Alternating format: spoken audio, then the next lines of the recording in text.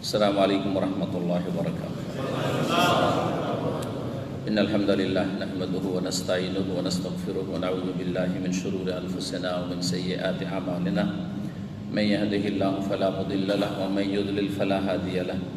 وأشهد أن لا إله إلا الله وحده لا شريك له وأشهد أن محمدا عبده ورسوله صلى الله تعالى عليه وعلى آله وصحبه وسلم تسليما كثيرا. أما بعد أعوذ بالله من الشيطان الرجيم. ولا تقولوا لمن يقتل في سبيل الله أموات بل أحياء ولكن لا تشعرون. وقال الله تعالى في آيات أخرى ولا تحسبن الذين قتلوا في سبيل الله أمواتا بل أحياء عند ربهم يرزقون. আল্লাহ রাব্বুল আলামিন যাবতীয় প্রশংসা যে আল্লাহ রাব্বুল আলামিন যাকে চান সম্মানিত করেন দিন দুনিয়ার ক্ষেত্রে, আর যাকে চান লাঞ্ছিত অপদস্থ করেন। যেই ব্যক্তি দুনিয়ামুখী হয়ে যায় তাকে দুনিয়া দেন, কিন্তু দিন থেকে, পরকালের নিয়ামত থেকে, চিরস্থায়ী জগতের শান্তি থেকে আল্লাহ রাব্বুল আলামিন বঞ্চিত করেন। তবে যারা দিনকে আঁকড়ে ধরে এবং আখিরাতমুখী হয়, পরকালের স্থায়ী জগতের জন্য সচেতন থাকে, তাদেরকে আল্লাহ রাব্বুল আলামিন দুনিয়া থেকে বঞ্চিত করেন না। এটি হচ্ছে আল্লাহ রাব্বুল আলামিনের পক্ষ থেকে বড় নিয়ামত, যে যার আখিরাতও সুন্দর এবং তার সাথে সাথে দুনিয়াতেও আল্লাহ চলার মতো মানসিক শান্তি দিয়েছেন, যে মানসিক শান্তি হচ্ছে বড় শান্তি। ঈমানের অবস্থায় সৎ জীবনযাপন, এটি হচ্ছে বড় শান্তির জীবন। আজকে হাদিসেরই দর্শ করব, তবে হাদিসের ধারাবাহিক যে আলোচনা আমাদের জবাইয়ের পর্ব চলছে, সেটা আজকে স্থগিত থাকবে ইনশাআল্লাহ তাআলা। আগামী সপ্তাহগুলিতে আবার পুরা করব যে বাকি হাদিসগুলি রয়েছে। আজকে শহীদ সম্পর্কে আলোচনা করব। শাহাদাত বরণ করা, শহীদ কাকে বলে, শহীদ কত প্রকার এবং কারা শহীদ, এই বিষয়টি নিয়ে আলোচনা করব। আল্লাহ রাব্বুল আলামিন এই শহীদদের কথা কোরআনে কারীমের বেশ কিছু আয়াতে বর্ণনা করেছেন। আয়াতগুলি সংক্ষেপে একটু বলি, তারপরে কয়েকটি হাদিস শহীদদের সম্পর্কে, যা নবী করিম সাল্লাল্লাহু আলাইহি সাল্লামের হাদিস, আপনাদের সামনে সংক্ষিপ্ত ব্যাখ্যা করে শোনাব। সূরা বাকারা আয়াত নম্বর 54-তে শহীদদের সম্পর্কে আল্লাহ প্রশংসা করে বলেছেন। সূরা আলে ইমরান আয়াত নম্বর 159-তে আল্লাহ তাদের প্রশংসা করে বলেছেন। প্রথম আয়াত সূরা বাকারার, ওয়ালা তাকুলু লিমান ইউকতালু ফি সাবিলিল্লাহ, তোমরা বলিও না ওই সব লোকদের সম্পর্কে যারা আল্লাহর রাস্তায় নিহত হয়। আল্লাহর রাস্তায় যারা কাফেরদের হাতে, জালেমদের হাতে মারা যায়, তাদেরকে আমওয়াত, মৃত বলিও না। অর্থাৎ তারা তোমাদের মতো মৃত না, তারা মৃত। অবশ্যই দুনিয়ার যে হায়াত ছিল সেটা শেষ হয়েছে, সেটা উপলব্ধি করছি, দুনিয়ার হায়াত নেই। মানুষ যদি দুনিয়ার হায়াতই থাকতো, আমাদের মতো জীবিত থাকতো, তাহলে তাকে দাফনও করা যেত না, জায়েজ নয় দাফন করা। হ্যাঁ, তো যখন দুনিয়ার কাজকর্ম বন্ধ হয়ে গেছে, রুহের জগতে চলে গেছে, তখন তারা মৃত। কিন্তু তাদেরকে ওই রকম মৃত বলিও না যেরকম মৃত সাধারণ মানুষের মৃত্যুতে মৃত বলা হয়। বাল আহিয়াউন, বরং তারা জীবিত। হাইয়নের বহুবচন, বরং তারা জীবিত। কিন্তু জীবন আবার বিভিন্ন রকমের রয়েছে। কিছু জীবন আছে যেগুলি উপলব্ধি করি, আমরা বুঝতে পারি, আমাদের একটা ধারণা আছে ওই জীবন সম্পর্কে। যেমন এই পার্থিব জীবন, যেটা এখন আমরা যে চলাফেরা করছি, আমাদের জীবন সম্পর্কে একটা ধারণা আছে যে আমাদের প্রাণ আছে। প্রাণ আছে তার মানেই হচ্ছে যে আমরা কথা বলছি, চলাফেরা করছি, কাজকর্ম করছি। হ্যাঁ, ভালো মানুষ ভালো কাজ করছে, মন্দরা মন্দ কাজ করছে, হ্যাঁ, স্বাধীনভাবে চলাফেরা করছে। এটা হচ্ছে পার্থিব হায়াত, এটা একটা হায়াতের স্তর, এটা উপলব্ধি করতে পারছেন। এর আগে মাতৃগর্ভের হায়াত ছিল, কেন হায়াত হয়েছে 120 দিন, যেদিন হয়েছে মাতৃগর্ভে সেই দিন থেকে হায়াত এসছে, প্রাণ এসছে, মায়ের পেট থেকে ভূমিষ্ঠ হওয়া পর্যন্ত যে মায়ের গর্ভে সবাই আমরা থেকেছি, সেখানে একটা হায়াত ছিল, কিন্তু সেই হায়াতটা কি দুনিয়ার হায়াতের মতো এখনকার মতো না।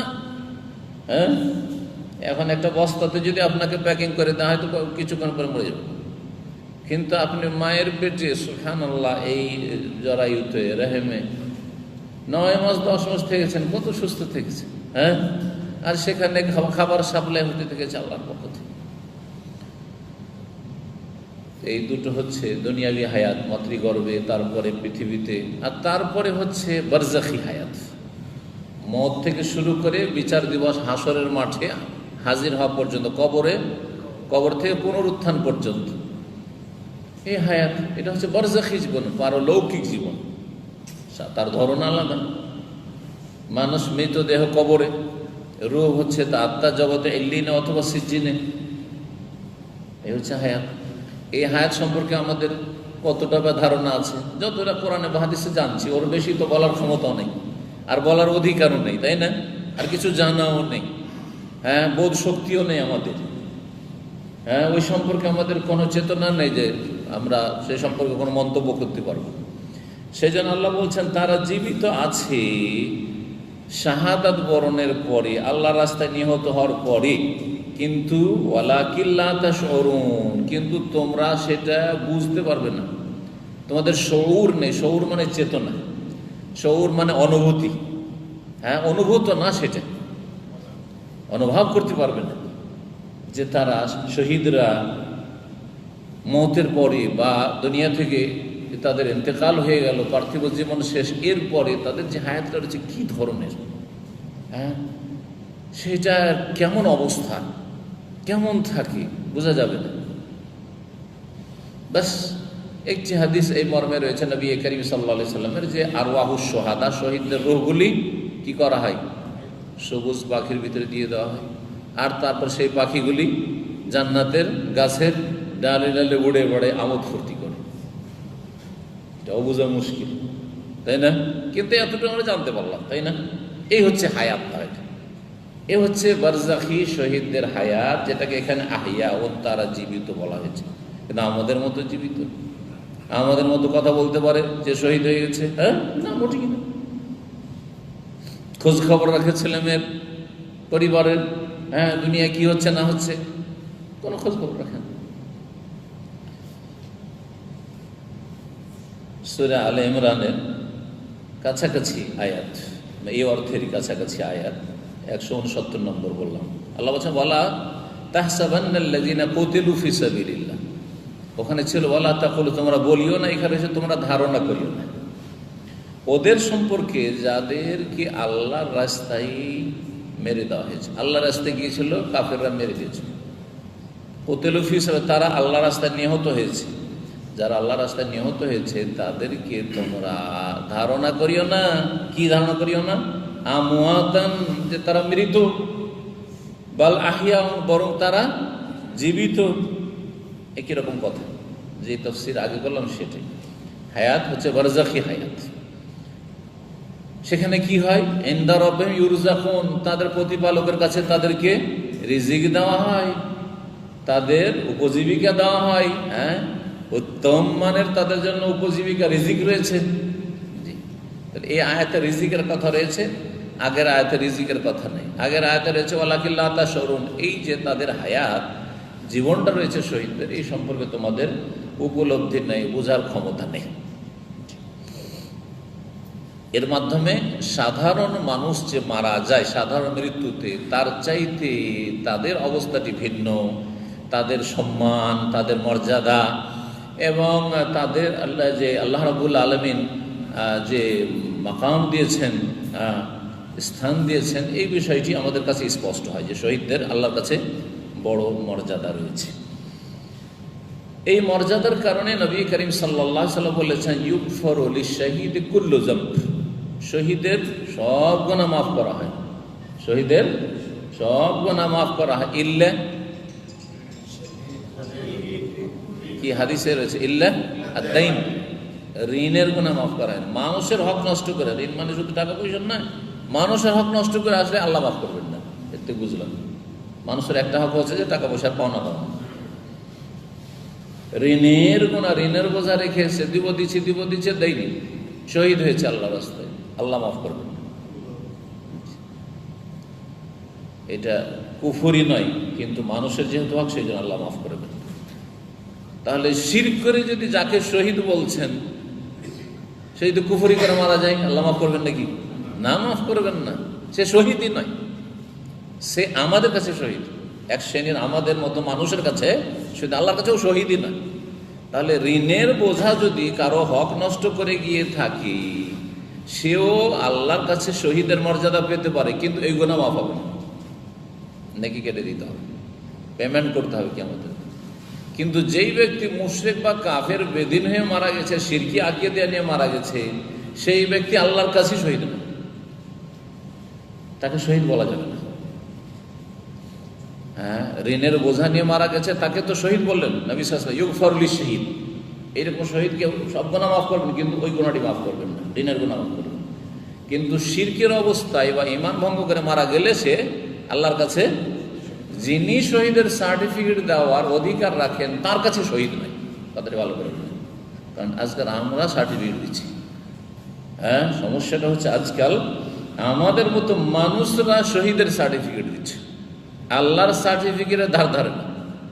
আল্লাহ কাকে শহীদ বলছেন আর শহীদের জন্য কি শর্ত রয়েছে সেগুলি কোনো পরোয়া করা হয় না।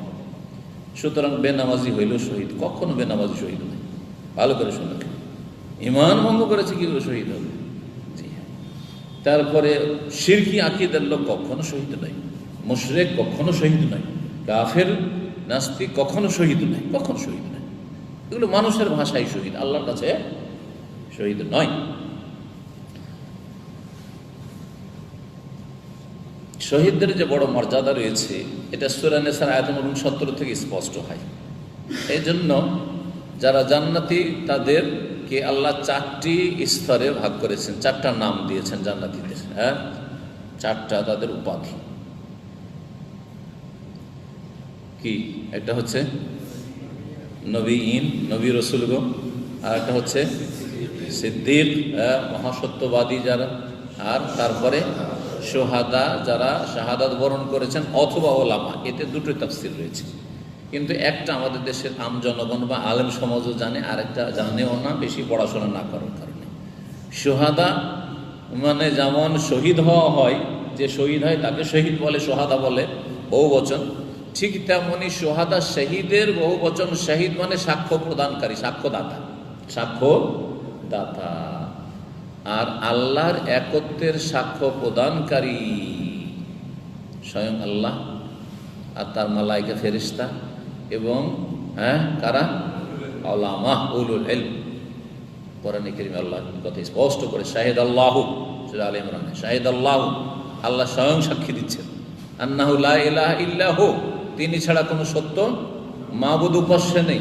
ওয়াল মালাইকাতু, আর ফেরেশতাগণ সাক্ষ্য প্রদান করছেন। ওয়া উলুল ইলমে কায়িমান বিল কিসত, এবং আলেমগণ, জ্ঞানীরা, কোরআন এবং হাদিসের জ্ঞানীরা, ওলামারা, জি ওলামা, আইম্মায়ে কেরাম, জি মুহাদ্দিসিনে কেরাম, জি দ্বীনের খাদেম, উলুল ইলম, যাদের কাছে কোরআন হাদিসের জ্ঞান আছে এবং তার সাথে সৎ আমল আছে, তাদেরকে এখানে কি বলা হয়েছে? শোহাদা বলা হয়েছে। তারা সাক্ষ্য প্রদান করে আল্লাহর ওয়াহদানিয়তের, লা ইলাহা ইল্লাহু, তিনি ছাড়া কোনো সত্য উপাস্য নেই, এই কথার সাক্ষী প্রথম আল্লাহ, তারপরে ফেরেশতা মালায়েকা, তারপরে ওলামা, জি জি কায়িমান বিল কিসত, তারা ন্যায়ের উপর প্রতিষ্ঠিত, তারা ইনসাফের উপর, ন্যায়ের উপর প্রতিষ্ঠিত। তো তৃতীয় স্তর বললাম কার? শহীদ অথবা ওলামা। আর তারপরে সলেহীন, যারা দিনদার ধার্মিক মানুষ, কিন্তু কোরআন হাদিসের ওই রকম আলেম না, আবেদ, তৌহিদবাদী, সুন্নতের অনুসারী, শিরক বিদআত থেকে মুক্ত, কিন্তু সাধারণ জনগণ আলেম ওলামা নয়, তাদেরও জান্নাতে বড় একটা স্তর সলেহীন। এই 4 শ্রেণীর লোক জান্নাতি। তাদের সাথে থাকবে ওই সমস্ত লোকেরা যারা আল্লাহ এবং রসুলের আনুগত্য করবে। মহান আল্লাহ ইরশাদ করেন, মাইয়ুতিল্লাহ ওয়া রাসূলা ফাউলাইকা মা'আল্লাযিনা আন'আমা আল্লাহু আলাইহিম মিনান নাবিয়্যিনা ওয়াস সিদ্দিকিনা ওয়াশ শুহাদা'i ওয়াস সালিহিনা ওয়া হাসুনা উলাইকা রাফিকা। যারা আল্লাহকে মানবে এবং রাসূল সাল্লাল্লাহু আলাইহি সাল্লামকে মানবে তারা ওদের সাথে হবে যাদেরকে আল্লাহ পুরস্কৃত করেছেন। তাহলে এখানে পুরস্কৃত যারা, যাদেরকে পুরস্কার দেওয়া হয়েছে তারা 4 শ্রেণীতে বিভক্ত, 4 রকমের। হ্যাঁ, আর যাদেরকে আল্লাহ পুরস্কার দিয়েছেন তাদের দলে প্রত্যেক মুমিন মুসলিমকে শামিল হওয়ার জন্য, দলভুক্ত হওয়ার জন্য আল্লাহ দুআ শিখিয়েছেন বারবার করে সূরাতুল ফাতিহাতে। সূরাতুল ফাতিহা আল্লাহর নামে আল্লাহ শিখাচ্ছেন যে আমার প্রশংসা এইভাবে করো, আলহামদুলিল্লাহ রাব্বিল আলামিন, আর রহমানির রহিম বলে গুণগান করো, হ্যাঁ, মালিক ইয়াউমিদ্দিন বলে হ্যাঁ বড়ত্ব মহত্ব বর্ণনা করো, ঘোষণা করো, ইয়াকা না'বুদু বলে ইবাদতের স্বীকৃতি দান করো, তাওহীদের স্বীকৃতি দান করো, ওয়া ইয়াকা নাস্তাঈন বলে আমার কাছে সবকিছু সাহায্য চাও এবং আমার মুখাপেক্ষী এটা তুমি স্বীকার করো। তারপরে দোয়া করো, হ্যাঁ, সাহায্য কামনা থেকে দোয়া শুরু হলো। 3.5 আয়াত আল্লাহর গুণগান, আর বাকি 3.5 আয়াত হচ্ছে চাওয়া আল্লাহর কাছে, চাওয়া। ওয়া ইয়াকা নাস্তাঈন, আল্লাহ তোমার কাছেই সাহায্য চাই, শুরু হইল অর্ধেক আয়াত।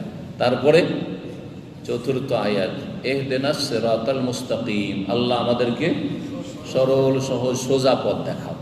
সিরাতাল্লাযিনা আন'আমতা আলাইহিম, সরল পথ কোনটা পথ? ওই লোকদের পথ যাদেরকে তুমি পুরস্কার দিয়েছো, যাদেরকে তুমি কি করেছো?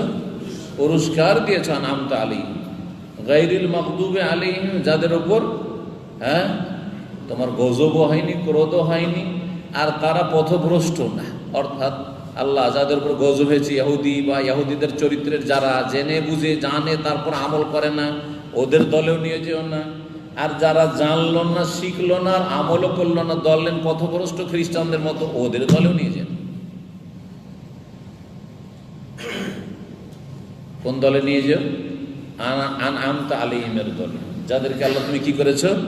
পুরস্কৃত করেছো, যাদের উপর নিয়ামত করেছো, যাদেরকে ইনআম করেছো তুমি।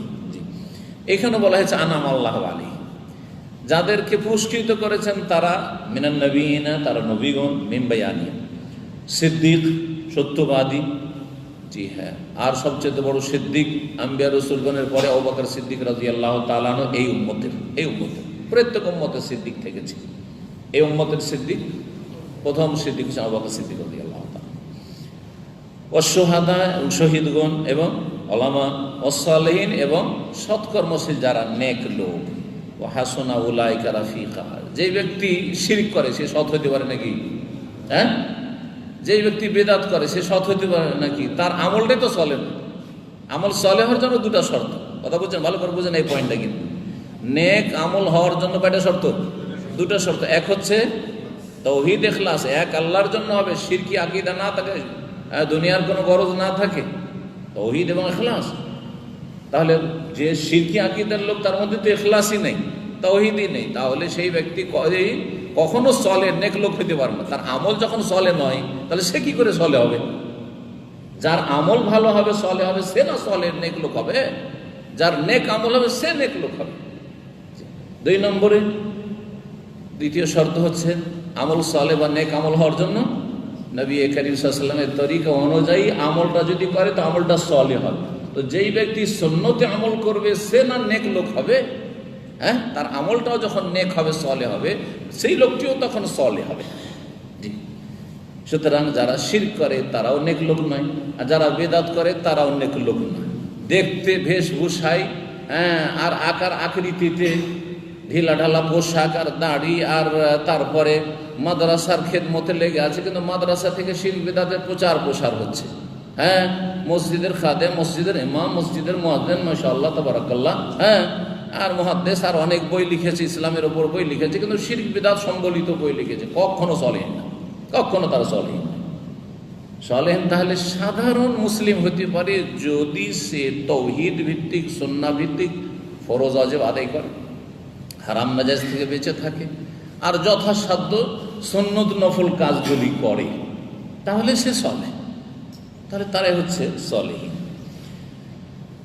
তো আর আয়াত না বাড়িয়ে এইরকম আয়াত আরও সূরা আল ইমরান আয়াত নম্বর 140 রয়েছে। আল্লাহ কাউকে শাহাদাতের মর্যাদা দিতে চান। কিছু কিছু মানুষকে আল্লাহ কি করতে চান? বালা মুসিবত কেন দেন? শাহাদাতের মর্যাদা দিতে চান। তো যে বিপদ আপদগুলি আসে, সেটা কাফেরের হাতে খুন হওয়া হোক, সেটা হচ্ছে সবচেয়ে বড় শাহাদাত এবং শাহাদাতের মর্যাদা। আর সেটা হচ্ছে শাহাদাতে হাকিকি, সত্যিকার শহীদ হওয়া। জি। আর সেটা না হয়ে যদি অন্য কোনো বিপদ, বড় ধরনের বালা মুসিবত হয়, বিপদ আপদ হয়, তাতে কেউ মারা যায়, তাহলে সেটাও শাহাদাত, সেটাও শাহাদাত। এই মর্মে আল্লাহ বলছে ওয়াত্তাখিযা মিনকুম শুহাদা, তোমাদের মধ্য থেকে কিছু শহীদ আল্লাহ গ্রহণ করতে চান। তোমাদের মধ্য থেকে আল্লাহ কিছু লোককে শহীদ হিসাবে নিতে চান, বাছাই করতে চান। তো এই আয়াতগুলির পরে এখন হাদিস নাই। আপনাদের কি জানা আছে শহীদ যে আল্লাহ রাস্তায় শহীদ হয় সেই শুধু শহীদ না, আরো কিছু শহীদ আছে? আরো কিছু শহীদ আছে। যখন আরো কিছু শহীদ আছে, তো ওলামারা ওই হাদিসগুলির আলোকে বলছেন যে শাহাদাত হচ্ছে দুই ভাগে বিভক্ত, শাহাদাতে হাকিকি আর শাহাদাতে হুকমি। শাহাদাতুন হাকিকিয়াতুন ও শাহাদাতুল হুকমিয়া। হাকিকি মানে আসল মর্মার্থী, যেটা আসল মর্ম অর্থ শাহাদাতে শহীদ হওয়ার, সে আসল অর্থে শহীদ হওয়া, সেটা হচ্ছে আল্লাহর রাস্তায় আল্লাহর কালেমাকে উঁচা করতে গিয়ে কেউ যদি শাহাদাত বরণ করে কাফের হাতে নিহত হয়, মুশরিকের হাতে নিহত হয়, তাহলে সেই ব্যক্তি হচ্ছে সত্যিকার অর্থে শহীদ। জি, এটা হচ্ছে হাকিকি শহীদ। হাকিকি শহীদ তাহলে একরকম। হুকমি শহীদ মানে আসলে তো শহীদ নয়, হাকিকি নয়, কিন্তু হুকুম মানে বিধান, বিধানের দিক থেকে, মর্যাদার দিক থেকে, হুকুমের দিক থেকে তাদেরকেও শহীদ বলেছেন রাসূলুল্লাহ সাল্লাল্লাহু আলাইহি ওয়াসাল্লাম ওহী মারফত, ওহীর মধ্যে বলেছেন। তাহলে আল্লাহর পক্ষ থেকে যেন আরো কিছু লোককে শাহাদাতের মর্যাদা দেওয়া হয়েছে, যদিও তারা আল্লাহর রাস্তায় আল্লাহর কালিমাকে উঁচা করতে গিয়ে মারা যায়নি। তারা কত প্রকার? সহিহ বুখারীর হাদিস নম্বর 617 রয়েছে, আবু হুরায়রা রাদিয়াল্লাহু তাআলা আনহু থেকে বর্ণিত, আন্না রাসূলুল্লাহ সাল্লাল্লাহু আলাইহি সাল্লাম রাসূলুল্লাহ সাল্লাল্লাহু আলাইহি ওয়াসাল্লাম বলেছেন, আশ-শুহাদাউ খামসাতুন, শহীদদের সংখ্যা হচ্ছে 5। শহীদদের সংখ্যা হচ্ছে 5। 5 রকমের শহীদ। এই 5 রকমের মধ্যে একটা শহীদ ফি সাবিলিল্লাহ আছে। জি, একটা হাকিকি আর বাকিগুলো হুকমি। দেখেন বলছেন যে প্রথম এই 5টার মধ্যে আল মাতউন, মাতউন তাউন থেকে এসে, তাউন বলা হয় মহামারীকে, তাউন বলা হয় প্লেগকে, যেটা প্লেগ বলা হয়। যেই রোগগুলি কোনো এলাকায় ছড়িয়ে পড়লে একসাথে অল্প সময়ের মধ্যে অনেক লোক মারা যায়, অনেক লোক মারা যায়। যেমন আমরা যখন ছোট ছিলাম তখন এই রোগটি ছিল। আপনারা যারা বয়স কম, 40-এর কম, তারা এই রোগটি শোনেননি, কারণ এখনো ওই রোগ শোনা যায় না। সেটা হচ্ছে গুটি বসন্ত। শুনেছেন? গুটি বসন্ত, বসন্ত রোগ আমরা দেখেছি ছোটকালে, আমাদের 10 বছর 12 বছর বয়স, সুবহানাল্লাহ, গুটি বসন্ত। কিন্তু তখন ওকে গ্রামে গ্রামে সরকারের পক্ষ থেকে ঢোল পিটিয়ে বলে বেড়াইতো যে গুটি বসন্তের খবর দেন, হ্যাঁ 100 টাকা জিতে নেন বা 1000 টাকা জিতে নেন, এরকম কিছু বলতো। যদি কেউ খবর দিতে পারে যে দেশে কোনো গ্রামে গুটি বসন্তের রোগী আছেন, তাহলে 1000 টাকা সরকার থেকে পুরস্কার। অর্থাৎ দেশ থেকে এই টিকার মাধ্যমে, ভ্যাকসিনেশনের মাধ্যমে গুটি বসন্তকে একেবারে শেষ করার যেটা পরিকল্পনা বা প্রোগ্রাম সরকারের ছিল, সেই ক্ষেত্রে এটা করা হতো। শুনেছেন এগুলো কেউ? হ্যাঁ, এরকম ঘোষণা শুনেছেন যে সরকার কাছে গুটি বসন্তের খবর দিলে এই পুরস্কার আছে? শোনেন? অল্প বয়সের কি শুনবেন, বেশি বয়সের কেন নেই। দাড়ি সাদা লোক তো দুনিয়ার খবরই রাখে না, কেমন করে হবে? হ্যাঁ, দাড়ি সাদা হয়েছে কিন্তু বয়স হয়নি। তো আজকে দেখলাম আমার ছাত্র 20 বছর আগে পড়েছে আমার কাছে বুখারী, ওই ছেলে দেখছি যে মাশাআল্লাহ আলেম, দাড়ি সাদা হয়ে গেছে, মাশাআল্লাহ দাড়ি লাল করেছে, সুবহানাল্লাহ। আমার ছাত্র দাড়ি সাদা হয়ে গেছে।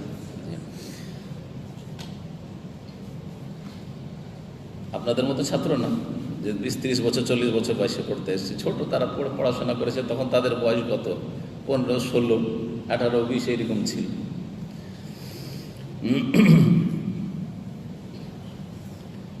কি বলছিলাম? 5 রকমের শহীদ, তার মধ্যে প্রথম হচ্ছে মতউন, মানে যেই ব্যক্তি তাউনের রোগে, মহামারী, এই একটি মহামারী। আর একটি মহামারী ছিল কলেরা। কলেরাকে বাংলায় কি বলে, কি বলতে পারে? ডায়রিয়া ইংলিশ, এটাও জানেন না? হ্যাঁ, না, কলেরার বাংলা যে বলে দিবে ওকে প্রাইজ দেওয়া হবে। প্লেগ, এই ইংলিশ দিয়ে ইংলিশের তরজমা, মহামারী।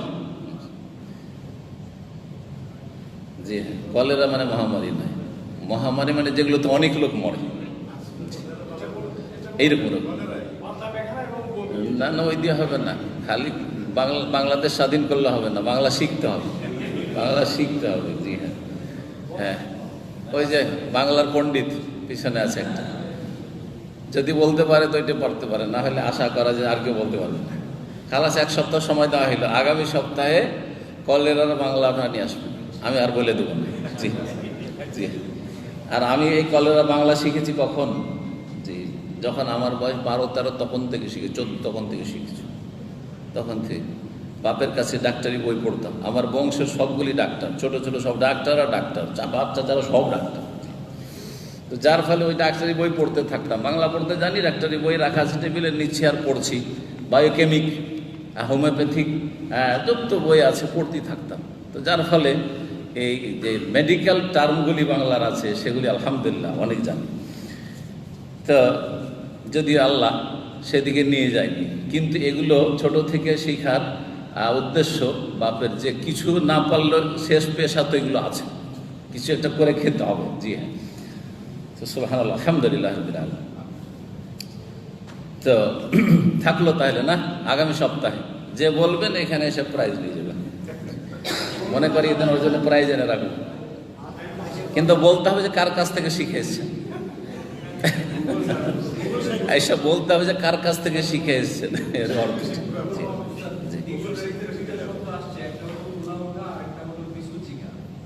তো এই দেখে গুগল শেখ থেকে, গুগল শেখ থেকে না, গুগল শেখ থেকে নাই। এই যে এখন গুগল শেখ, এই জন্য গুগলকে শেখ বলা হচ্ছে।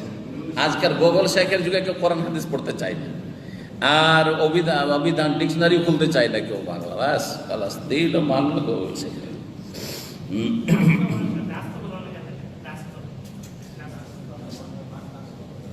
বলা হয়ে গেছে, একটা বলে দিয়েছে, কিন্তু চলো কয়েকটার মধ্যে যে কয়েকটা বলা হলো ওর মধ্যে একটা আছে। তো এইরকম যতগুলি রয়েছে, ডায়রিয়া তো অনেক লোক মারা যেত, ডায়রিয়া তো অনেক দেখেছি বড় হওয়ার পরে, সুবহানাল্লাহ। এই ক্ষেত্রে কিন্তু আমাদের দেশে অনেক বেদাত করে, যখন এই মহামারীগুলি ছড়িয়ে পড়ে তখন খুব বেদাত করে, গ্রামে গ্রামে আজান দিয়ে বেড়ায়, বেদাত, বোঝা গেছে। ঝড়ের সময় সুন্নতের দোয়া পড়ে না, কি করে? আজান আর আজান, প্রত্যেক বাড়ি থেকে আজান, সব বেদাত। আর বেদাতেরই দেশ, বেদাতের অভাব নেই আমার দেশে।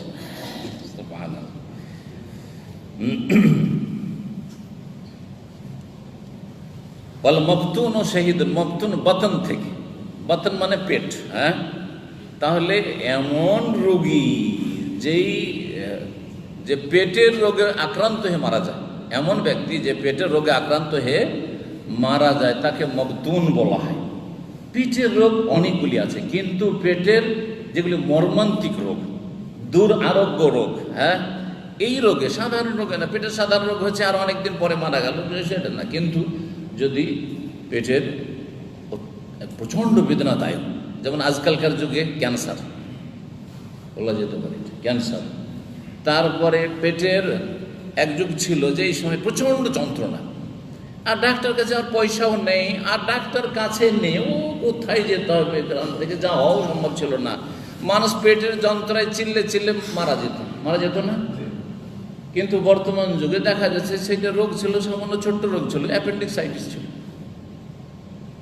বেদনায় চিল্লাতে থেকেছে, চিল্লাতে থেকেছে, কান্নাকাটি করেছে, আর থাকতে আল্লাহ যদি মরে যেত, আমার শেষখানে ফেটে গেছে, তারপরে মারা গেছে, কোনো চিকিৎসা পায়নি। এছাড়াও অনেক কারণ হতে পারে, কিন্তু এটা একটা আর কি। এক কথায় পেটের যেগুলি বড় ধরনের রোগ, সেই রোগে কেউ যদি মারা যায় তাহলে শহীদ। সুতরাং কোনো বিচিত্র নয় যে এর মধ্যে কিডনির সমস্যায় কিডনি ফেল হয়ে মারা গেল, শহীদ হতে পারে, আল্লাহ শাহাদাতের মর্যাদা দিতে পারেন। হ্যাঁ, এইরকমই লিভার নষ্ট হয়ে গেল, মারা গেল, এগুলো পেটের ভিতরে আছে সব। এক কথা, হ্যাঁ আসছে, ওটা আসছে, এত তাড়াতাড়ি করি ওটা আলাদা করে স্পেশাল আছে ওটা। তো এক কথায় পেটের মধ্যে যতগুলি মারাত্মক ধরার রোগ হতে পারে, সেই রোগের কারণে যদি কোনো মানুষ মারা যায়, নর অথবা নারী, তাহলে শাহাদাতের মর্যাদা পাবে। 3 নম্বরে বলছেন রাসূলুল্লাহ ওয়াল গারিকু শাহীদুন, কেউ যদি ডুবে মারা যায়, গারিকা ইয়াগরাকু মানে হচ্ছে ডুবা। হ্যাঁ, তো কেউ যদি ডুবে মারা যায় তাহলে শহীদ। সাহেবুল হাদমে শাহিদুন, হাদম মানে কোনো কিছু ভেঙে পড়া, কোনো কিছু ভেঙে পড়া, সেটা যে কোনো কিছু পড়ে, ঘর বাড়ি ভেঙে পড়ে, অথবা কোনো কিছু ওপর থেকে ভেঙে পড়লো, গাছপালা ইত্যাদিতে তো মারা গেল আর কি। তো বিশেষ করে ঘর বাড়ি বা কিছু, ধরে রাস্তাঘাটে যাচ্ছিল, একটু ব্রিজ ভেঙে পড়লো বা কিছু ব্রিজ ভেঙে পড়লো, মারা গেল, হতে পারে সেটা। এক কথায় কোনো কিছু ভেঙে পড়ে যদি বা কোনো কিছুতে চাপা পড়ে যদি মারা যায় তাহলে শহীদ। 5 নম্বরে ওয়াশাহিদ ফি সাবিলিল্লাহ, আল্লাহর রাস্তায় যে শাহাদাত বরণ করলো সেই শহীদ। তাহলে টোটাল কয়টি হলো? 5টি। এখন 5টি জানলাম। আর একটি হাদিসে কি আছে এটা দেখায় আপনাদেরকে। জাবের বিন আতিক রাদিয়াল্লাহু তাআলা আনহু থেকে বর্ণিত, নবী করিম সাল্লাল্লাহু আলাইহি ওয়াসাল্লাম একবার আসলেন, সাহাবী আব্দুল্লাহ বিন সাবিত অসুস্থ ছিলেন, তাকে দেখার জন্য। ইয়াদাতুল মারিজ মানে রোগীর খোঁজ খবর নেওয়ার জন্য আসলেন। এটা হচ্ছে সুন্নাত, এবং এটা হচ্ছে একজন মুসলিমের আরেকজন মুসলিমের ওপর হক। শুধু পরিচিত হইলে না, শুনলেই যেতে হবে। কিন্তু এই সুন্নাত তো ধার্মিক লোকদের থেকে উঠে গেছে। হ্যাঁ, আমাদের দিনী ভাই আইজুল হক ভাই অসুস্থ, কটা লোক ওনাকে দেখতে গেছে, অথচ অনেকে খবর পেয়েছে। আচ্ছা, হাসপাতালে না দেখতে যান, অনেক দূরে, হ্যাঁ, কিন্তু জানছেন তাকে এখানে আছে। কয়টা লোক জিজ্ঞাসা করেছেন, আসসালামু আলাইকুম ভাই, কেমন আছেন, ভালো আছেন, সুস্থ? শুনেছিলাম অসুস্থ আছেন, আল্লাহ আপনাকে শেফা দিক। এই কথা কয়টা লোক বলেছেন? একটু এগিয়ে গেলেন যে এখানেই তো থাকে, তো যাই দেখে একটু জিজ্ঞেস করি। অথবা এই মসজিদে নামাজ পড়েন, আর এক মসজিদে তো কাছেই তো আছে, একটু দেখা করি, আমি খোঁজ খবর নিই। ইয়াদাতুল মারিজ অত্যন্ত গুরুত্বপূর্ণ বিষয়। কিয়ামতের দিনে আল্লাহ বলবেন যে আমি অসুস্থ হয়েছিলাম, তুমি আমার খোঁজ খবর নেওনি কেন? তখন ওই বান্দা বলবে যে আল্লাহ, তুমি কি করে অসুস্থ হলে? তুমি তো জীবনে অসুস্থ হও না। ওয়ান্তা রব্বুল আলামিন, ইন্না আবদি ফুলানান মারিজা, আমার অমুক বান্দা অসুস্থ হয়েছিল, ফালাম তাউদহু, তার খোঁজ খবর নেওনি, লাউত্তাহু লাওয়াজ্জাদানি ইনদাহু, তার যদি খোঁজ খবর নিতে তাহলে আমাকে সেখানে পেতে। এত সহজ নয়। অনেক হাদিস রয়েছে, এর উপরে আলোচনা করলে 1-1.5 ঘন্টা তো কোনো ব্যাপার না। অনেক হাদিস রয়েছে ইয়াদাতুল মারিজ, যে মুসলিমের হক, মুসলিমের। আর এটা মুসলিম হিসাবে হক, এই নয় যে ওর সাথে আমার খাতির আছে সেই জন্য যেতে হবে, না হলে কেমন লাগে, হ্যাঁ, ওর কাছে আমি খাওয়া দাওয়া করি, ওর সাথে আমি খুব চলাফেরা করি, ঘনিষ্ঠ, যদি না যাই তো কেমন, না না, মোটেই না। অবশ্যই খোঁজ নিতে হবে, খবর পেলে। খবর পাননি অসুবিধা নেই, অসুবিধা নেই। রাসূলুল্লাহ সাল্লাল্লাহু আলাইহি সাল্লাম এসে দেখলেন যে কাদ গোলেবা আলাইহি, মানে সে বেহুশ হয়ে আছে, হুঁশ নেই। ফাসাহাবিহি, পরিবারের লোকেরা কান্নাকাটি শুরু করে দিয়েছে, ভাবছে মারা গেল হয়তো, কান্নাকাটি শুরু করে দিয়েছে, চিৎকার। ফালাম ইউজিবহু, কিন্তু সাড়া দিচ্ছে না। ফাস্তারজা রাসূলুল্লাহ সাল্লাল্লাহু আলাইহি ওয়াসাল্লাম, রাসূলুল্লাহ ইন্না লিল্লাহি ওয়া ইন্না ইলাইহি রাজিউন পড়লেন। মহিলারাও কান্না শুরু করে দিয়েছে বাড়িতে। ফাজাল ইবনে আতিক সাক্কাতান, মহিলাদেরকে চুপ করাচ্ছে সেই বাড়ির যে পুরুষ লোক, জাবের বিন আতিক। ফাকাল রাসূলুল্লাহ সাল্লাল্লাহু আলাইহি বলে, দাহুন্না, ছেড়ে দাও, এখনো মারা যায়নি। ফায়জা ওয়াজাবা, অসুস্থ অবস্থায় যদি আত্মীয়রা কান্নাকাটি করে, স্ত্রী, ছেলে মেয়ে, পরিবারের সদস্যরা, ভাই বোন কান্নাকাটি করে, দোষের বিষয় নয়, এই হাদিস থেকে বোঝা যায়। এটা হচ্ছে মৃত্যুর পূর্ব মুহূর্ত পর্যন্ত কান্নাকাটি, আর একটা হচ্ছে মৃত্যুর পরে কান্নাকাটি। এই হাদিসটা কি বলে শোনেন। বলছেন ফায়দা ওয়াজাবা, রাসূলুল্লাহ বলছেন যখন সে মারা যাবে, ওয়াজাবা মানে মাতা, হ্যাঁ, ফরজ হয়ে যাওয়া। কি ফরজ হয়ে যাওয়া বা বিধিবদ্ধ হয়ে যাওয়া, তার মৃত্যু মুহূর্ত যে নির্ধারিত আছে সেটা যখন চলে আসবে, অর্থাৎ যখন মারা যাবে, যখন মারা যাবে ফালা তাবকাইয়ান্না বাকিয়া, তখন কোনো মহিলা যেন কান্না না করে। তাহলে মরণের পরে মৃত্যু যখন নিশ্চিত হয়ে গেছে তখন কান্নাকাটি করা ঠিক নয়, বিশেষ করে মহিলাদের কান্নাকাটি, কারণ এদের কান্নাকাটিতে চিৎকার আছে, আর ওই জাহিলিয়াতের যুগের চরিত্র আছে, আর এদের অন্তর বেশি নরম, যার ফলে তাদেরকে নিষেধ করা হয়েছে। কালু সাহাবিরা কিন্তু ওয়াজাবা মানে বুঝতে পারেনি, বলছে অমাল ওজুব ইয়া রাসূলুল্লাহ, ওয়াজাবা মানে কি? যখন ওয়াজাবা হয়ে যাবে, ওয়াজিব হয়ে যাবে, কি ওয়াজিব? কাল আল মৌত, ওজুব মানে হচ্ছে মত, মৃত্যু, যখন মারা যাবে তখন আর কোনো মহিলা যেন কান্নাকাটি না করে। কালত ইবনাতুহু, ওই যে ব্যক্তি আব্দুল্লাহ বিন সাবিত অসুস্থ ছিলেন, তার মেয়ে বলল ইন কুনতু লা আরজু আন তাকুনা শাহীদান, আমি আশা করি যে আপনি শহীদ হবেন হে আব্বা। বাবাকে সম্বন্ধে বলছে আমি আশা করি আল্লাহর কাছে যে আপনি কি হবেন, শহীদ হবেন। দেখেন এই কথা বলেনি যে আপনি শহীদ, আর আজকাল অমুক শহীদ, অমুক শহীদ, এবার শহীদের সার্টিফিকেট দিচ্ছেন। একবার যদি সার্টিফিকেট গ্রহণ করার যদি ক্ষমতা থাকতো ওই সব লোকদের, তো মনে হয় স্টেজে নিয়ে এসে ওদেরকে সব সার্টিফিকেট ধরাইতো, যে শাহাদাতের সার্টিফিকেট নিয়ে যান আমাদের কাছ থেকে। কথা বুঝলেন না? বুঝলেন না? ওই লোকগুলি যদি মরে না যেত তাদেরকে কি করতো, হ্যাঁ, সম্মাননা পেশ করতো, সার্টিফিকেট তৈরি করে একবারে স্টেজে বা বড় বড় আপনার তাদের অনুষ্ঠান করে কি করতো, সার্টিফিকেট দিত, যে শহীদের সার্টিফিকেট দিলাম। মরে গেছে বেচারা, তো সার্টিফিকেট নিতে পারছে না, তখন ওদের ওইখানে লিখে দিয়ে শহীদ।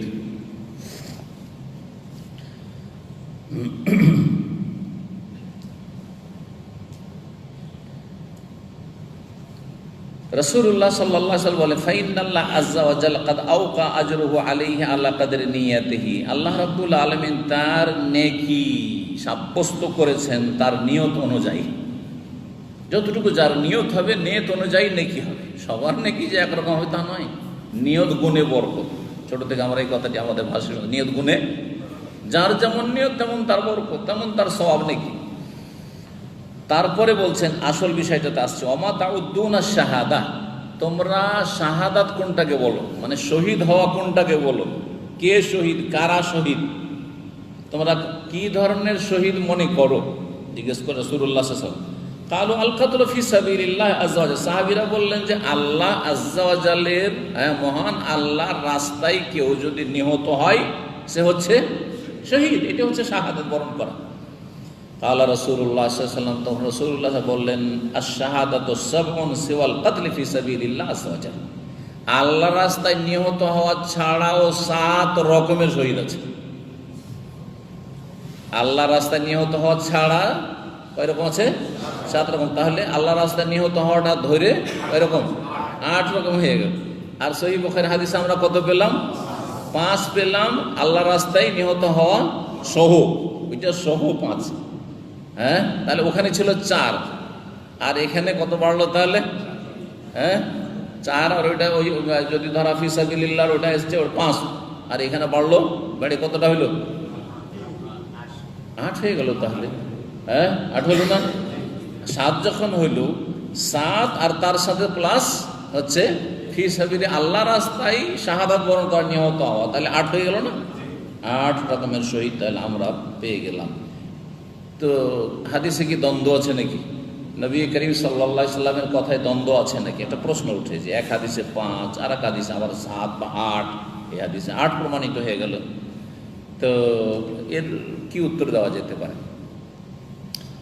ওলামারা যারা ভাষ্যকার হাদিসের, তারা একটি ব্যাখ্যা এই করেছেন যে রাসূলুল্লাহ সাল্লাল্লাহু আলাইহি সাল্লামকে হয়তো প্রথম জানানো হয়েছিল যে শহীদ হচ্ছে 5 প্রকারের, আর তারপরে জানানো হয়েছে, সংখ্যা বাড়ানো হয়েছে। এটা হতে পারে, এটা হতে পারে। যখন শরীয়তের বিধিবিধান নাযিল হচ্ছে তখন সংখ্যা বাড়ানো হয়েছে, এটা হতে পারে। এটা একটা উত্তর। আর একটা উত্তর হচ্ছে যে কম সংখ্যাটা বেশি সংখ্যার বিপরীত না, বরং কম সংখ্যাটি বেশি সংখ্যার অন্তর্ভুক্ত। অন্তর্ভুক্ত না, আলাদা কিছু তো নয়। যেমন আপনার কাছে ধরেন 500 টাকা আছে বা 500 রিয়াল আছে পকেটে। কেউ যদি বলে আপনার কাছে ভাই 100 রিয়াল আছে, হ্যাঁ আমার কাছে 100 রিয়াল আছে, তো দুটো কথা কোনো বিরোধ আছে নাকি? যা আছে আপনার কাছে 500 আর বললেন 100, বিরোধ আছে? বিরোধ নাই, কারণ 500রই একটা অংশ হচ্ছে 100তে। 500 যখন আছে তো 100 তো আছেই। হ্যাঁ, তাহলে আপনি সেখানে মিথ্যা বলছেন না যে হ্যাঁ 100 আছে। তার মানে এই নয় যে আপনি 400কে লুকিয়ে রাখলেন, আপনাকে 100 সম্পর্কে বলা আছে 100 বললেন। এক কথায় বড় সংখ্যা ছোট সংখ্যা যখন বড় সংখ্যার অন্তর্ভুক্ত, তখন তাতে কোনো রকমের দ্বন্দ্ব নেই। আল্লাহু আ'লাম। এতে দেখেন প্রথম বলা হয়েছে আল মাতউন শাহীদুন, প্লেগ মহামারীতে যে মারা যায় সে হচ্ছে শহীদ। ওয়াল গারিকু শহীদুন, ডুবে যে মারা যায় শহীদ। ইচ্ছে করে তো কেউ ডুবে, হ্যাঁ, তাহলে বোঝা গেল যে শুধু ডুবে মরলে শহীদ হবেন না, ইচ্ছা করে দিল ডুব, আমি থাকবো না, আর থাকবো না দুনিয়া, আমি থাকতে চাই না, তাহলে কি বলবেন? ওকে আত্মহত্যাকারী, হ্যাঁ, জাহান্নামী, জাহান্নামী সে। জি, দীর্ঘকাল থাকতে হবে, চিরকাল না হইল। জি, চিরকাল নয়, কিন্তু যদি সে বলে যে আমি ইসলামের বিধান মানি না, হ্যাঁ, তাহলে কাফের হয়ে যাবে। হ্যাঁ, ওটা আর একটা দিক আছে অবশ্যই। জি, কিন্তু ইমানের অবস্থায়ও যদি থাকে আর বিপদ আপদ বালা মুসিবত ঝগড়া ঝামেলা বরদাস্ত না করতে পেরে জান দিয়ে দিয়েছে, হ্যাঁ, প্রাণ নাশ করেছে, তাহলে সে আত্মহত্যাকারী, কাবিরা গুনাহকারী, ফাসিক। কয়টি হইল? দুটো হইল না? সাহেব জাতিল জাম্বে শহীদুন, আর জাতুল জাম্বের রোগে যদি কেউ মারা যায় তাহলে শহীদ। এখন জাতুল জাম্বের অর্থ কি? আমি একটা বাংলা অর্থ দেখলাম আর অবাক হইলাম। পক্ষাঘাত, পক্ষাঘাত বুঝেন?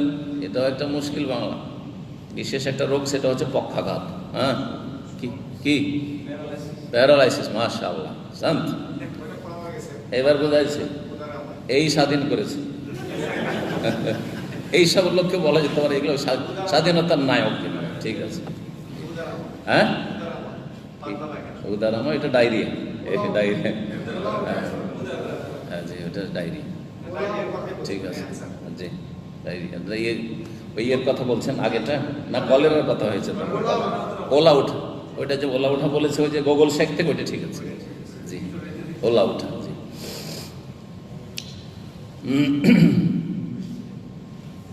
জাতুল জাম। কিন্তু জাতুল জাম্বের ভাষ্যকার যতগুলি আরবি সারা দেখলাম, আর ছোট থেকে পড়েছি, আর ছোট থেকে পড়ে এমনভাবে মুখস্থ আছে দেখার প্রয়োজন নেই, তারপরও দেখলাম, যেহেতু আমি একজনকে দেখলাম যে বাংলা লিখছে যে পক্ষাঘাত, হতে পারে কোথাও পেয়েছে হয়তো, আর হতে পারে এই রোগ মারাত্মক রোগ, সুতরাং সেটাও শহীদের অন্তর্ভুক্ত হতে পারে। কিন্তু এখানে জাতুল জাম এক ধরনের রোগ। জাম্বুন মানে পার্শ্বদেশ, এই যে পার্শ্বদেশ, এটা হচ্ছে জাম্বুল আইমান, এটা জাম্বুল আইসার। এক ধরনের বিষাক্ত ফোড়া হয় ভিতর থেকে, এত জ্বালা আর এত ব্যথা হয়, আর তাতে মানুষ সাধারণত বাঁচে না, মারা যায়। এইরকম ফোড়াতে মানুষ বাঁচে না, মারা যায়। এই রোগটা আরবদের মধ্যে হয়তো সেটাকে জাতুল জাম বলা হয়েছে। এই রোগে আক্রান্ত হয়ে কেউ যদি মারা যায় তাহলে শহীদ। এইরকমই যে কোনো রোগ, নতুন নতুন ভাইরাস আসছে, নতুন নতুন রোগ হতে পারে, কিন্তু এইরকমই বেদনাদায়ক, এইরকমই মর্মান্তিক, এইরকমই দুরারোগ্য রোগ, তাহলে সেগুলি, হ্যাঁ, বা সেই লোকগুলি শহীদের অন্তর্ভুক্ত হবে, এটা জেনে রাখতে হবে, সেই লোকগুলিও শহীদের অন্তর্ভুক্ত হবে। জি, ওয়াল মাবতুন শহীদুন, আর পেটের রোগে আক্রান্ত হয়ে কেউ যদি মারা যায় তো শহীদ।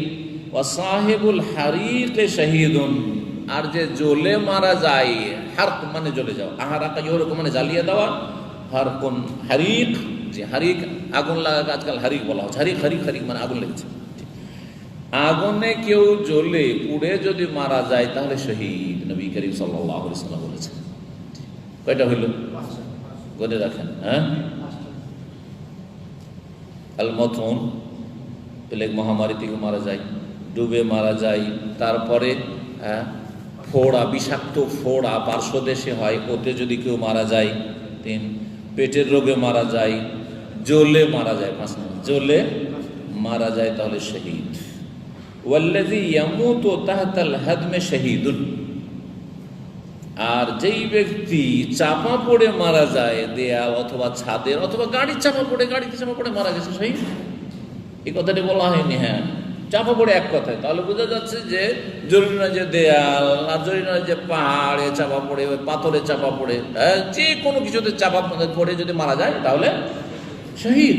জি, দেখেন এই মতগুলি কিন্তু আকস্মিক মত, হঠাৎ করে মত। অনেক সময় কালেমা পড়ার সুযোগ নাও পেতে পারে, কিন্তু সেটা তার মর্যাদাকে কম করে না, মর্যাদাকে বাড়িয়ে দেয়। এটা অনেক সময় আমরা চিন্তা করিনি, কারণ অনেকে মনে করি যে এই হঠাৎ করে মারা গেল, কালেমাটাও পড়ার সুযোগ পেল না, কিন্তু আর এক দিক দিয়ে যে বড় মর্যাদা পেল। আপনি কালেমা পড়ার সুযোগ পেলেন কিন্তু শাহাদাতের মর্যাদা পেলেন না হয়তো। আর একজন কালেমা পড়ার সুযোগ পেল না, কিন্তু মর্যাদা কিসের পেয়ে গেল? শহীদের মর্যাদা পেয়ে গেল। জি হ্যাঁ, জি, যেটা কালেমা পড়া দিয়ে শুধু আপনি অতদূর পৌঁছতে পারবেন না হয়তো। যদিও খালেস অন্তর থেকে কেউ যদি শেষখানে কালেমা পড়তে পারে তো বড় মর্যাদা রয়েছে, জান্নাতে যাবে। কিন্তু শুধু কালেমার মন্ত্র নয়, যেমন আমাদের দেশে কালেমা পড়ানো হয় আর পড়ে মানুষ, কালেমা পড়েছে শিরকি আকীদাও আছে, কালেমা পড়েছে আর শিরকি বেদাতি আকীদার ওর মারা গেল, তাহলে এই কালেমা কোনো কাজে আসবে? কোনো কাজে আসবে না। তো কালেমা পড়ার উদ্দেশ্য হচ্ছে যে এতদিন যা শিরক বেদাত করেছে, এখন শিরক থেকে তওবা করে খালেস অন্তর থেকে বলো লা ইলাহা ইল্লাল্লাহ, আল্লাহ ছাড়া কোনো সত্য উপাস্য নেই। আমি যা করেছি দুর্গা, দরগা, কবর, মাজার, পীর সব হচ্ছে শিরক, আমি সব থেকে তওবা করছি। আর এই খালেস তাওহীদি অন্তর নিয়ে যদি লা ইলাহা ইল্লাল্লাহ পড়ে, তাহলে সেই লা ইলাহা ইল্লাল্লাহ কাজে আসবে, দাখালা জান্নাহ হবে, জান্নাতে যাবে। তো যেই ব্যক্তি চাপা পড়ে মারা যাবে, সুতরাং অ্যাক্সিডেন্টে, দুর্ঘটনায় কেউ মারা যায় তো শহীদ। কয়টা হইল? এটা হলো ওয়াল মারআতু তামুতু বিজমইন শাহীদুন, আর যেই মহিলা প্রসব বেদনায় মারা যায় বা গর্ভ ধারণ করা অবস্থায় মারা গেল, প্রসব বেদনা এখনো শুরু হয়নি কিন্তু পেটে বাচ্চা আছে, ওই অবস্থায় এই বাচ্চার কারণে মারা গেল, বাচ্চা পেটে আছে আর এমন কোন রোগ হয়ে গেল, এই যে গর্ভ অবস্থায় আছে এই অবস্থা বা গর্ভবতী আছে এই অবস্থায়, গর্ভ সংক্রান্ত রোগ, আর তাতেই যদি মারা যায় তাহলে শহীদ, তাতে মারা গেলে শহীদ। বাচ্চা ভূমিষ্ঠ হওয়ার আগেও যদি এইরকম হয় তাও শহীদ, আর বাচ্চা ভূমিষ্ঠ হওয়ার পরে মারা গেল, অনেক রোগী এরকম আছে বাচ্চা ভূমিষ্ঠ হয়ে গেছে, বাচ্চা বেঁচে আছে, মা মারা গেল, বাঁচল না। জি হ্যাঁ, বেশ কিছু এরকম রোগ রয়েছে, তো সেও শহীদ। তো নারীদেরও আল্লাহ বড় মর্যাদা দিয়েছেন, কারণ যে কষ্টটি তারা করে, প্রসব বেদনার কষ্ট, সেটা পুরুষরা কল্পনাও করতে পারে না, দুটো ব্যথার তৃতীয় ব্যথা এত মারাত্মক ব্যথা নেই। একটা হচ্ছে প্রসব বেদনার ব্যথা, যেটা মহিলারাই বুঝে, ভুক্তভোগী বুঝে, যেটা কোনো পুরুষ বুঝে না, সামনে থাকলেও বুঝবেন না যে কি ব্যথা হচ্ছে, সুবহানাল্লাহ। আর আরেক ব্যথা হচ্ছে দাঁতের ব্যথা, সুবহানাল্লাহ। যার দাঁতের ব্যথা হয়নি ওই শুনে বুঝবে না যে দাঁতের ব্যথা কোন ব্যথা।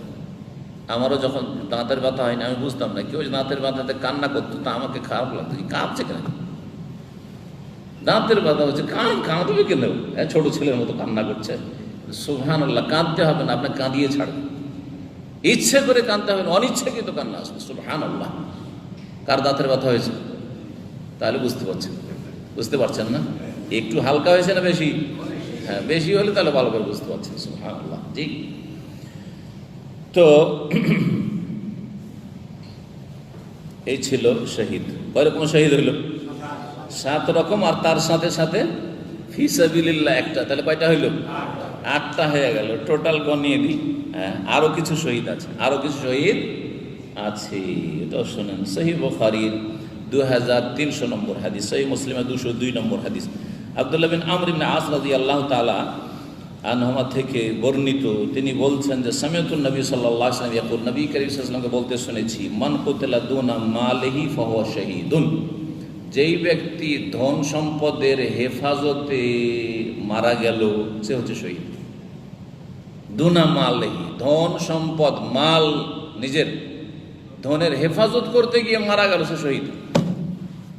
সে মাল ধন সম্পদ টাকা পয়সার আকারে হইতে পারে, স্বর্ণ চাঁদির আকারে হইতে পারে, জমি জায়গার আকারে হইতে পারে, ভিটে মাটির আকারে হইতে পারে, হ্যাঁ, যে কোনো আকারে হইতে পারে।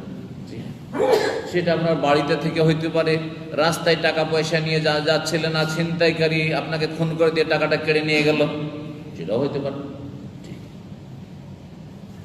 মানে কোতেলা মালে, মালের হেফাজত করতে গিয়ে, মালকে রক্ষা করতে গিয়ে তাকে মেরে দিল, তাহলে সে শহীদ, সে হচ্ছে শহীদ। নবী করিম সাল্লাল্লাহু আলাইহি ওয়াসাল্লাম এতটুকু সহিহ বুখারীতে আছে। কিন্তু তিরমিজিতে, আবু দাউদে, নাসাইতে এর সাথে সাথে আরো কয়েক রকমের শহীদের কথা বলা হয়েছে। এটা দিয়ে কটা হয়ে গেল? 9টা হয়েছে। 10 নম্বরটা শোনেন তাহলে। সাঈদ বিন যায়েদ রাদিয়াল্লাহু তাআলা আনহু থেকে বর্ণিত রয়েছে, তিনি বলছেন, সামিউতু রাসূলুল্লাহ সাল্লাল্লাহু আলাইহি ওয়াসাল্লাম, আমি রাসূলুল্লাহ সাল্লাল্লাহু আলাইহি ওয়াসাল্লাম বলতে শুনেছি, ইয়াকুল মান কুতিলা দুনা মালিহি ফাহুয়া শাহীদ, যে ব্যক্তি ধন সম্পদের হেফাজত করতে গিয়ে মারা যায় সে শহীদ। বাড়িতে ডাকাতি হলো, আর ডাকাত চাবি চাইছিল, আপনি চাবি দিতে একটু দেরি করেছেন, তখন গুলি করে দিল বা হত্যা করে দিল, তারপরে ধন সম্পদ নিয়ে গেল। হ্যাঁ, মাল সামান আপনার কাছ থেকে কেড়ে নিয়ে যাচ্ছিল, আপনি দিচ্ছিলেন না, তো মেরে দিল, তারপর মাল সামান নিয়ে গেল, শহীদ। জমি জায়গা এরকম, আপনার নিজের জমি, হ্যাঁ, জমি পাহারা দিচ্ছিলেন অথবা জমি চাষ করছেন, কেউ এসে জমি দখল করলো আর তাতে মারতে গেল, আপনি কিন্তু মারতে যাননি। হ্যাঁ, শর্ত হচ্ছে যে আপনি মারতে যাবেন, আপনি অস্ত্র নিয়ে আছেন। যেমন আমাদের দেশের লড়াইগুলি তো এরকম হয়, দুই দিক থেকে, জমি আল্লাহ অস্ত্র নিয়ে আছে, আর যারা জমি দখল করছে তারা অস্ত্র নিয়ে, দুই দিক থেকে লড়াই চলছে, মারামারি। আর মারামারি করতে গিয়ে মরে গেল, তাহলে তো এও তো ওকে খুন করতে চেয়েছিল। এখানে চিন্তা, অত সহজে শহীদ বলে দেওয়া যাবে না। হ্যাঁ, কারণ আপনিও তো যদিও জালেম হয়, সেজন্য আপনার জন্য তাকে খুন করা জায়েজ নাকি না? সেখানে আইনের আশ্রয় নিতে হবে, আইনের আশ্রয় নিতে হবে। কিন্তু আপনি রাতে পাহারা দিচ্ছেন জমিতে, অথবা জমি আপনি বলছেন এটা আমার জমি, হ্যাঁ, না আমি আমার জমিতে আমি চাষ করব, আপনাকে মেরে দিল, আপনার হাতে অস্ত্র নেই, আপনি তাকে মারতেও চান, আপনি তাকে মারতেও যাননি বা মারার জন্য প্রস্তুতিও নেননি আপনি, তাহলে অবশ্যই শহীদ। জি,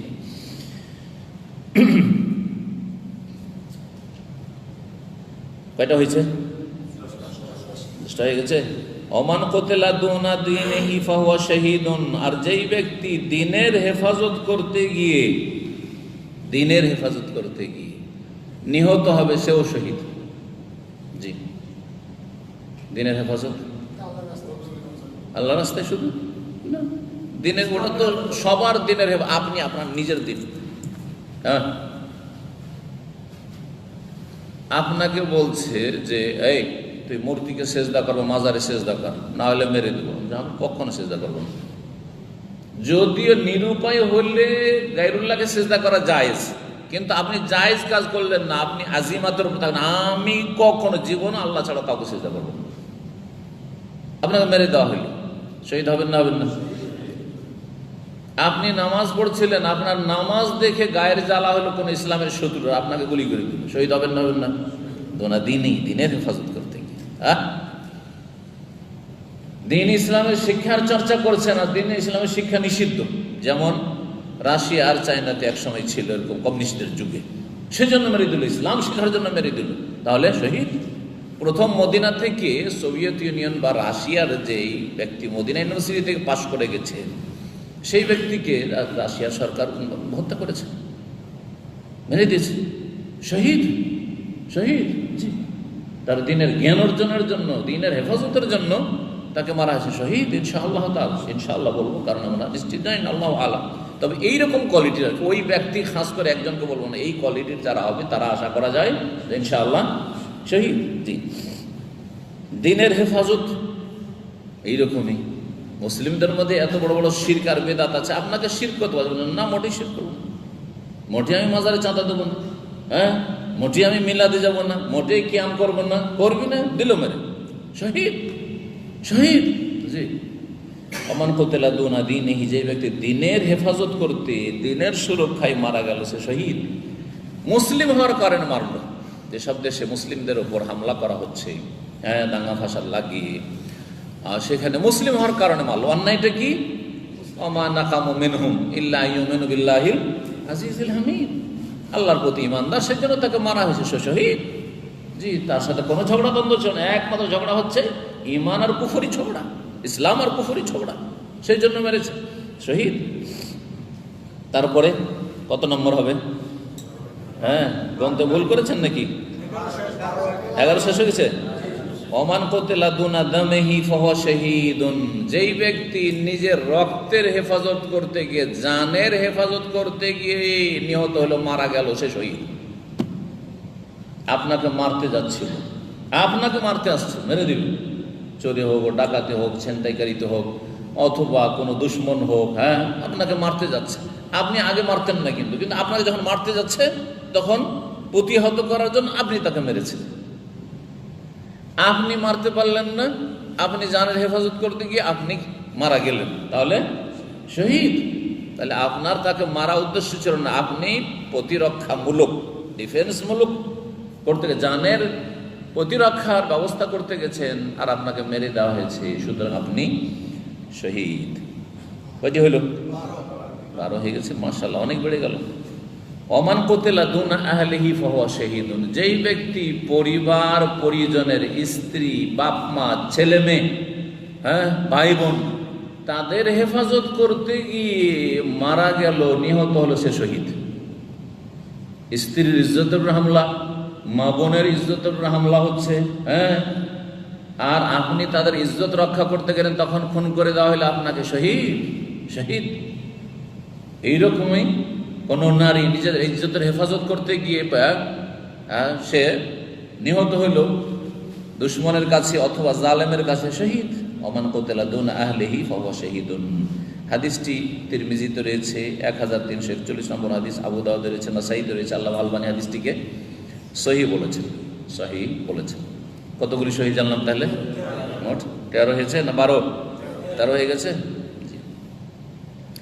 আল্লাহ রাস্তায় যারা লড়াই করে তারা সকলে শহীদ না? তারও একটা বিশেষ কোয়ালিটি আছে। আল্লাহ রাস্তায় নামলেই শহীদ হয়ে যাবে? হ্যাঁ, নবী করিম সাল্লাল্লাহু আলাইহি ওয়াসাল্লামকে একটি হাদিস, এই হাদিসটি দিয়ে শেষ করছি। আবু মুসা আশআরী রাদিয়াল্লাহু তাআলা আনহু থেকে বর্ণিত, তিনি বলেছেন, যা রাজুল ইলা নবী সাল্লাল্লাহু আলাইহি ওয়াসাল্লাম ফাকাল আর রাজুল ইউকাতিল মাগনাম ওয়া রাজুল ইউকাতিল লিযিকরি ওয়া রাজুল ইউকাতিল ইউরা মাকানাহু ফামান ফি সাবিলিল্লাহ। বলছে, একটি লোক আসলো, আসার পরে রাসূলুল্লাহ সাল্লাল্লাহু আলাইহি ওয়াসাল্লামকে বলল সে, যে ইয়া রাসূলুল্লাহ, কিছু লোক আছে যে গনিমতের ধন সম্পদের স্বার্থে লড়াই করতে এসেছে, জিহাদের ময়দানে কিসের জন্য এসছে? যে ধন সম্পদে ভাগ পাবো, সেই জন্য, জিতলে। আর এক লোক আসছে ইউকাতিল লিযিকরি, সে খ্যাতির জন্য, বীর বাহাদুর, বীর পুরুষ, তার খ্যাতি যাতে ছড়িয়ে যায় মানব জাতির মাঝে, ইতিহাসের পাতায় যেন স্বর্ণাক্ষরে লেখা থাকে যে অমুক বীর যোদ্ধা ছিল, হ্যাঁ, এই জন্য সে এসছে, সুনামের জন্য এসছে। ওর রাজুল ইউকাতিল, আর আরেক লোক লড়াই করছে লিওরা মাকানো, যাতে করে সবাই দেখে যে কেমন তার গায়ে শক্তি আছে, কেমন সে পারদর্শী, হ্যাঁ, রণকৌশলে, যুদ্ধবিদ্যাতে কত পণ্ডিত, হ্যাঁ, তার বাহাদুরি দেখাবার জন্য। ফামান ফি সাবিলিল্লাহ, তাহলে এই ফি সাবিলিল্লাহ কাকে বলবে? এরা সবাই কি ফি সাবিলিল্লাহ? রাসূলুল্লাহ সাল্লাল্লাহু আলাইহি ওয়াসাল্লাম একটাই কোয়ালিটির লোকে ফি সাবিলিল্লাহ বলেন, বাকি সবগুলি ফি সাবিলিত তাগুত, ফি সাবিলিল্লাহ নয়, এরা ফি সাবিলিশ শয়তান। মান কাতালা, যেই ব্যক্তি সশস্ত্র লড়াই করল, লিতাকুনা কালিমাতুল্লাহি আল উলিয়া, যাতে করে আল্লাহর কালেমা উঁচা হয়, আল্লাহর কালেমা আল্লাহর জমিনে উঁচা হয়। আল্লাহর কালেমা উঁচা হইলে আল্লাহর দ্বীন শক্তিশালী হবে, আল্লাহর দ্বীন শক্তিশালী হইলে আল্লাহর বান্দা মুমিন মুসলিম শক্তিশালী হবে। যদি এই উদ্দেশ্য থাকে, ইসলামকে শক্তিশালী করা, ইসলামকে আল্লাহর সৃষ্টি, আল্লাহর বান্দাদের পর্যন্ত সুন্দরভাবে পৌঁছে দেওয়ার জন্য রাস্তাকে সুগম করে দেওয়া, এই উদ্দেশ্য যদি হয়, ফাহুয়া ফি সাবিল, তাহলে সেই হচ্ছে আল্লাহর রাস্তায়, আল্লাহর কালিমার স্বার্থে যদি লড়াই করে, তাহলে ফি সাবিলিল্লাহ। তাহলে কেউ যদি দুনিয়ার গরজে লড়াই করে, তাহলে ফি সাবিলিল্লাহ নয়, অবশ্যই নয়। রাহুল বুখারী মুসলিম হাদিস, সহিহ বুখারী এবং সহিহ মুসলিমের, সহিহ বুখারী 2599, সহিহ মুসলিমের 3525।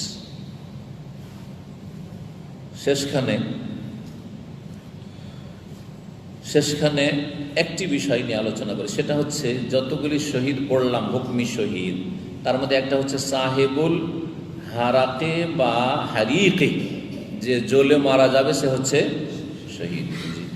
যদি তৌহিদ ঠিক থাকে, বড় শিরক নেই, বড় শিরক নেই, ছোট শিরক থাকলেও আল্লাহ মাফ করবে। তৌহিদ ঠিক আছে, বড় শিরক নেই, বড় বিদাত মোকাফেরা নেই, বিদাত থাকলেও শহীদ হতে পারে, ছোটোখাটো বিদাত থাকলে। বড় বিদাত নেই যে ইসলাম থেকে বেরিয়ে যাবে, এরকম বিদাত নেই। 5 ওয়াক্ত সলাত আছে, কমপক্ষে মুসলিম হওয়ার জন্য 5 ওয়াক্ত সলাত, 5 ওয়াক্ত নামাজ আছে। আর যদি আগুনে জ্বলে মারা যায় কেউ, তাহলে সে ইনশাআল্লাহ তাআলা শহীদ, সে হচ্ছে ইনশাআল্লাহ তাআলা শহীদ। জি, তো বড়ই দুঃখজনক এই দুর্ঘটনা, বড় মর্মান্তিক ঘটনা, সুবহানাল্লাহ। জি, ভয়াবহ এই অবস্থা, যে ঢাকায় চকবাজারে গত কয়েকদিন আগে, তাই না? কিবারে, বুধবারে না কিবারে, হ্যাঁ বুধবারে মনে হয় এই যে ঘটনা হয়েছে, ঘটনা আগুন লাগান, আর তাতে অনেক লোকের মারা গেছেন। এই আগুন লাগাটা কি রাতে ছিল নাকি, যে মানুষ বের হতে পারেনি? রাতে না দিনে ছিল? রাতে, খুব বেশি রাত তো নয় মনে হয়, হ্যাঁ 10:30। আচ্ছা, তো এই যে নারী, পুরুষ, শিশু, বৃদ্ধ অনেকেই মারা গেছে। মৃত্যুর সংখ্যা আল্লাহ ভালো জানে কত রয়েছে। তাদের জন্য আমরা অন্তর থেকে দোয়া করি, আল্লাহ যেন তাদের গুনাহ খাতা মাফ করে দেন, তাদের জান্নাতুল ফিরদাউস নসিব করেন। জান্নাতুল ফিরদাউস আল্লাহ উচ্চ স্থান তাদেরকে দান করেন। আল্লাহ তাদেরকে শহীদ হিসাবে কবুল করেন।